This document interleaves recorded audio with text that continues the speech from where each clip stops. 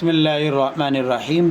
ہمارا یہ قاعدہ اردو زبان کا یہ پانا جانا کی جو پہلی کتاب ہے، اس سے پہلے یہ والا قاعدہ پڑھا جاتا ہے۔ اس کو ہم نے پورا کر لیا۔ اگر آپ نئے ہیں، نہیں دیکھا اس کو، تو اس کی سارے اسباق، ساری ویڈیو آپ کو مل جائے گی۔ وہ پلے لسٹ میں ایک دو روز میں ڈال دوں گا میں، تو وہ بھی آپ دیکھ لیں اور پھر اس کو پڑھتے چلے ساتھ ساتھ۔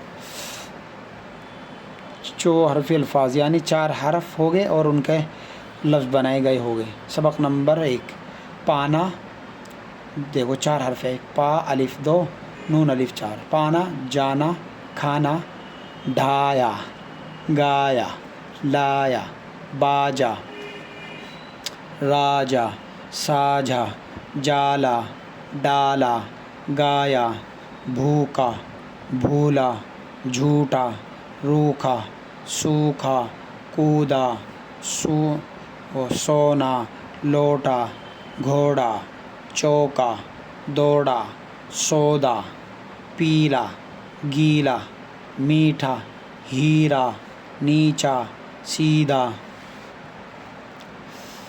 لیٹا، لینا، دینا، ایسا، تھیلا، میلا، باجا، بجا، راجا، بھولا، کھانا، کھایا، ساجھا، کیا، گھوڑا، دوڑایا، لوٹا، لایا، سودا، لیا، چوکا، دیا، سونا، تولا، تھیلا، کھولا، سیدھا، چلا، بھوکا، سویا۔ یہ ہمارا سبق نمبر 1 پورا ہو گیا۔ اب کل سبق نمبر 2 ہم پڑھیں گے۔